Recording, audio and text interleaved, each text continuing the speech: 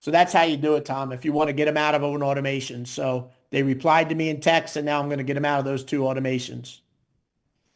Now, like what Campbell was saying, the buyer theme-based campaigns are not automations, they're campaigns.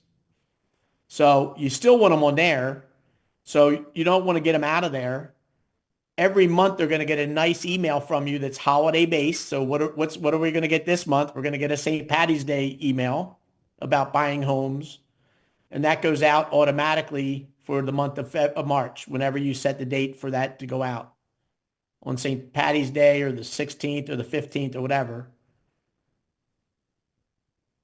Smarty, so you said automations, campaigns. So I'm a little bit confused. These are automations. So automations are tagged and they just sequentially send this and this and this and this and this, do this, do this, do this. These are called automations. A campaign we use to send out email blasts on certain dates. So we sent, like this morning, I sent out the top 10 dates in March, that you need to know about. And it was a beautiful email from Listening to Leads. So Bob and I went into Listening to Leads. They released that email yesterday to us, guys. If you haven't launched it yet, you better do it today because the dates are already happening. So you go into Listening to Leads, you find the 10 popular dates in March, you copy the code, you go into campaigns, you drop a code block, paste the code in, and you got this beautiful email and you send it. So campaign is something that we occasionally do manually. Automations are boom, boom, boom. Automations are automatically generated. We're talking about automation. This is all automations here. Yeah. Now, what we're saying, Tim, is we have both things going on. So I send out blogs through campaigns. I send out newsletters, right? I have a new house I'm promoting. I send it out to all my buyers, a new house, open house this weekend. I'm sending those out as campaigns. They're still going to get that stuff because I'm sending it to them, right? And one of our campaigns that we set up is called a buyer theme campaign and a seller theme campaign.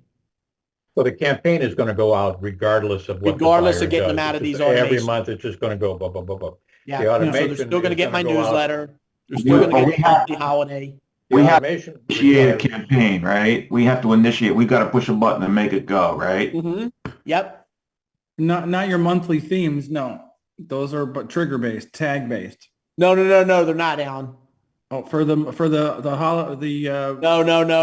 The new version 5. You're right. You're right. I forgot. So if I come out here, just to show you real quick, if I come back to marketing and I come to emails, if you guys haven't set this up, spend some time tonight setting it up. It takes you like half hour to set them all up. There are only 12 months in a year. You go to marketing, I remember. Email campaigns. Remember I said create your folders? Yeah. So I have fun campaigns, buyer themes, seller themes, newsletters, blogs, and home marketing. Okay, so I just got a listing. I just sent out a for sale, a listing alert for my Arlington house, and I sent one to buyers and one to agents. Using the listing buddy in the AI certified agent, I went into the listing buddy and it built my whole marketing plan for the listing I just had. It wrote the listing description. It wrote all the emails that go out, all the social posts. Can I see what you sent them? What did you send? Is that so I sent this here. Is that your listing? This is my listing. Okay, so you just put it on an email format. Yep, it's on an email, and then this goes right to. Well, actually, this is only a test, so it doesn't have the page. Gotcha. But okay, in the test, it's gonna go right to the so you just put on in my website the image house. box, and then you put in an image box, and then I put a little button, and behind the button, I pointed it to my website with that home. How do we get our listings on our websites? Smarty, you already have them, Sandy. You just search. So. Oh, I mean, like I just took a listing. There's not a place that I would put that on the page that someone.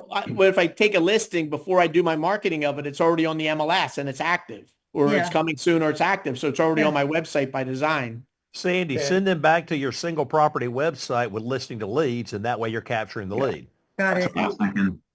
So there's another way too in IDX Broker, and I'm not sure about Buying Buddy, but also with Rooster, in your widgets you can put in MLS numbers. So you could create a custom. You could do one MLS number. Oh, I wonder if we can Do you see that in the chat window, Long. Sandy? Yeah, it's very long. Would you share that with a seller and say, here's my house, right? No, you guys are advanced marketers. So if you're an advanced marketer, what would you do? You would do a URL shortener, Bitly. right? So you have that in your CRM. If you come into your CRM and you come down to settings and you come down to the bottom here, there's a thing called a URL redirect. Remember I said I use RE Smarty the Realtor for everything? Yeah. So now I hit this blue button, add a redirect. I pick my domain. So I could either do Smarty the Realtor. The path is going to be the ugly, or the path is going to be backslash. Pretty address. And then the pretty address. Like that. And then the URL. And then it's a URL. And this is where I put the real ugly URL. That look how big it is. And hit add redirect. Oh, that's great. That's great. You'll So move here. now, if I go up in the browser and I type in Smarty the Realtor and I do backslash 702 Dickinson, like that. And if I put it in the Zoom chat, would you rather see that ugly one or would you rather see me sending something like that? Nice. So now when I hit it, the beautiful site comes up. Team, I think we all need to request a showing from Smarty tonight for his property, Yep. just to help him out. That's right. You'll make my seller really happy. Marty, real quick, just 'cause Although one of you has to bring me an offer. I missed where you closed out that last part of the workflow. Yeah, let's go back to that workflow and finish that You, stuff up. was it removed from workflow and then from another workflow and then you choose buyer nurture and new buyer lead? Yeah, they were because I know my buyers are in one of those two workflows. So when I said remove from workflows, I said remove them from either. I don't know which one they're in, but just remove them from both of them. Okay. So that's what I did here. Marty, when you do that, please show me where you did the internal notification. I had to go upstairs when you did that. I'm just going to take a screenshot of it, and I can figure it out on my own if you just show it to me. Yeah. So if you look at the one I did here, Give me 1 second. I'm going to copy the right there. That's all I need.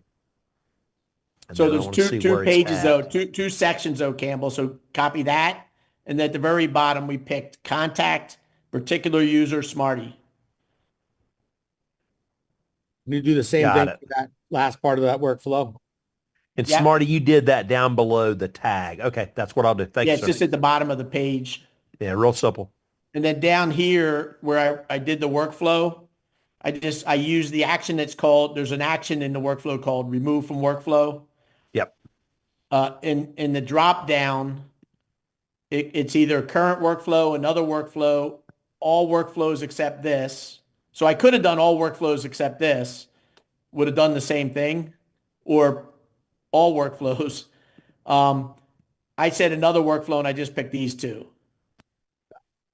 So what this means is if they're in the new construction workflow, Sandy, they're still going to get new construction. Okay. And then I could copy that and put it under the other one on. No, I wouldn't want to put it in the other one No. because this is the side that they didn't respond. Oh, I'm sorry. So I still want them getting automations. I'm not doing it. I'm not copying it on the other one. I'm only going to remove them if they responded to me. So in a 3-hour window, I'm sending a text. I'm waiting 3 hours. If they respond in those 3-hour period, I'm going to remove them from all other workflows. So now what I'm going to do is I'm going to, if they don't reply, they're going to get this text message. Make sense? Guys, I'll be right back. I need a bio. Smarty, He's not there. I'm stuck What's on. that? What? Smarty?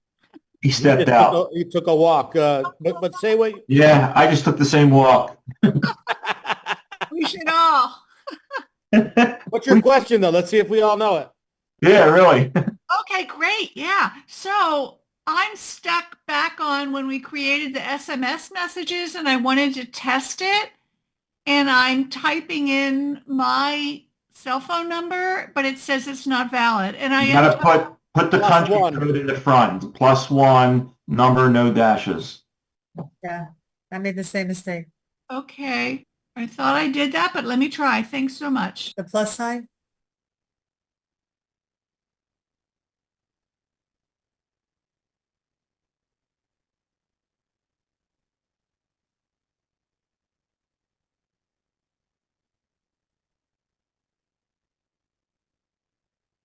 The old bladder doesn't last as long as it used to. I got an error message. I just did the same walk. I got an error message. Can I share my screen? Yeah. Let me stop sharing.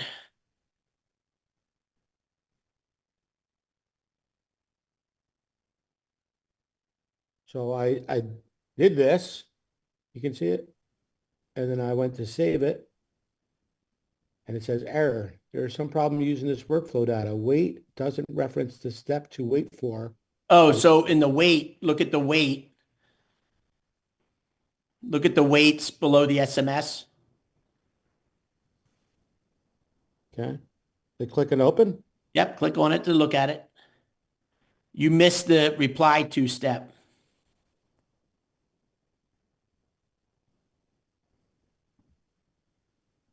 So here's where, you guys, it's really good to label things because Andrew, look, it says SMS, SMS. Well, you could be saying you sent them a just reduced and you picked over here. If they didn't reply to the just listed SMS, I'm going to, right? So you got to make sure things look right. So cancel this for a second. Let me just show you what you should do just so you know what you're doing. So if you hit cancel down there, there's a cancel button. Click on one of the SMSs. Not the three dots, just click on the box. And in the action name, put that as just listed SMS or something. Okay. So now you know what it is, just listed SMS. Gotcha. And then hit save down on the bottom. No, the action on the bottom, Andrew.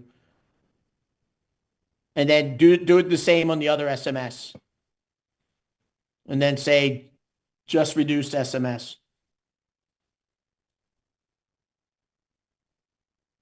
And then hit save action and then hit save on the workflow.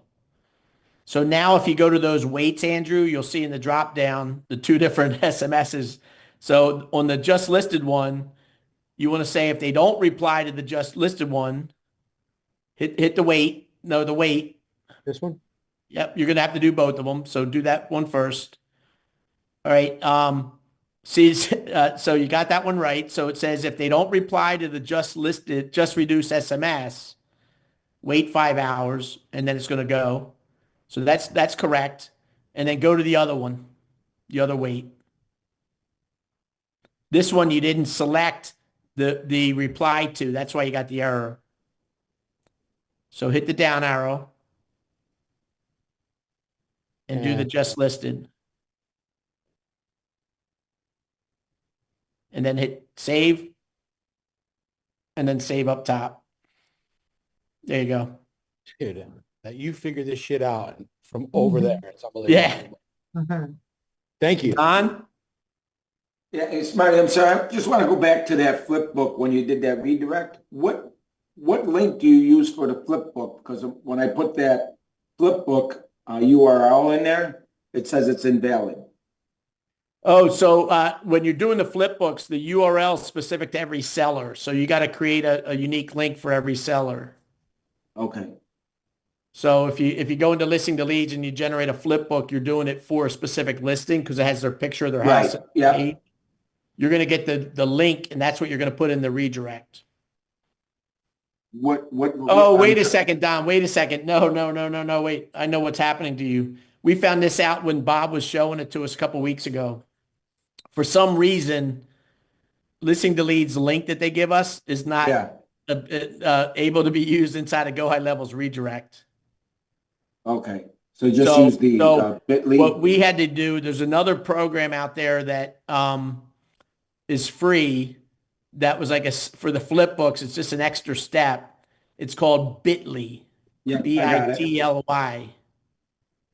So you can create the link in Bitly, and then when you create the Bitly link, because that's ugly too, because bitly.com/whatever.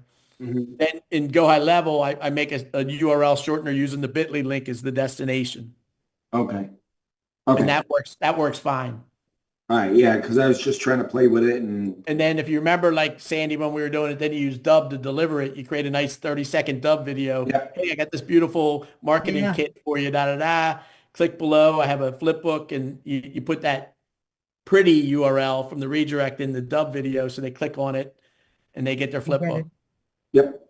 Got it. Marty, is there a reason why we don't use like AI automation that we programmed for this stuff? What do you mean AI automation? So the robot that we programmed them like 2 months ago for coming in and doing stuff, is there a reason that this is separate from that? Well, it will. So if the robot's on and they reply to that text message, the chatbot's going to start the conversation. So you may be at a listing appointment. The bot's going to say, "Hey, how can I help you?" That's great. I can set up an appointment with Tim. Cool. Because the bot's listening to an inbound SMS to kick off. So the chatbot's definitely alive and well here. But that's not going to work since I'm still in high level jail, right? With your phone. Yeah. Yeah, all the SMS and stuff is until we unlock you. Yeah. So now is upload your voice file. Okay. So if you don't know I have an iPhone. If you go to the App Store on the iPhone, there's a recorder. There's a voice recorder. So I create all my ringless voicemails just on my iPhone. It's on So your I Mac open too. up the recorder and I say, "Hey, this is Smarty. Checking in. I sent you a couple homes yesterday. Wanted to see if you wanted to look for a new home. I'm here all weekend if you want to go out shopping." Right? So you could craft your own voicemail. On the recordings on the phone, it creates it in a WAV file. Apple stores it as a file.wav. When you hit upload file there, Andrew, Huh? they're looking for You know what? I'm going to cut a quick little thing and upload it. Okay. So that, yep. They're probably You're just looking going for an out to MP3. you're going out to your computer and grabbing your voicemail that you want to include there. hey, this is Andrew. Thanks for taking a look at that just reduced homepage. If you'd like to go out and take a look at any of these homes this week, just let me know and we'll schedule a personal tour for you. All right. And so then I'm going to share that.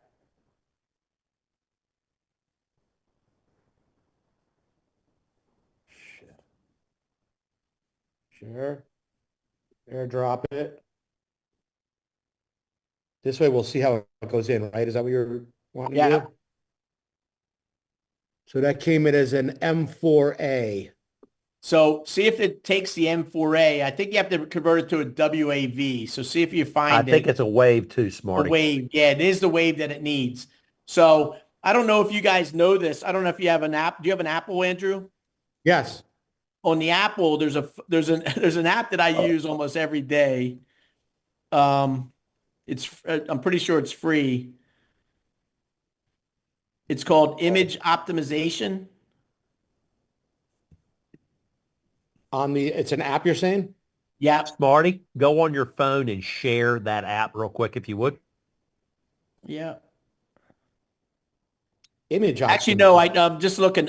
This is the app. This app I was going to share does image type stuff, like take a WebP to a JPEG or a JPEG to a PNG, and this also has the skinny. It's called Image Opt-in.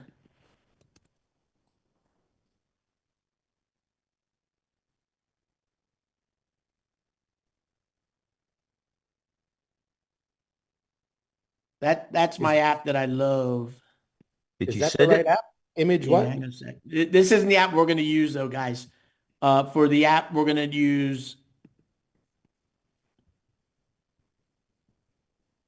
So That's the search, name of search in the App Store for image opt-in. There's an M at the end, but you'll see it when you search those words. So what I found for this situation is when you did it from your phone, it's like an MP4 or MP3 or something like that. It just recorded it in. Yep. So I just found, if I share the screen, let me share my screen. This is that image thing. From EXP Real Estate, I've been trading a couple text messages. They have a today. converter Any of the homes and an that you, optimizer. Been looking at, you're interested in. Marty, I'm not taking seeing forward, that in the give me a call apps back, 716-622-1523. under that name. Image OPTIM. No, Image IMAGE No, I just put it in OP. There we go. Thank you. Is it blue? oh, opt-in, opt-in. Yeah, I'll show you how this works. So like, Is this the resize and crop one? yeah, it does all kinds of stuff. So if I look at like this Connor row, look at this Connor row. So this is an image I got from Canva, right? So it's a PNG from Canva, and look how big it is. It's 1.6 meg in size. So the way I use this app is I do this. I grab it and I drag it in the app, drop it, and look at this thing crunching it down. It just dropped 1.19 meg. It's 76% smaller. It's only for a Mac? I think this is only for a Mac. There's probably one comparable for a PC. Look how small it got. It got to 374 kilobytes instead of 1.4 megabytes. So anytime I'm putting an image on any of my websites, you always want to optimize the image before you put it on the website.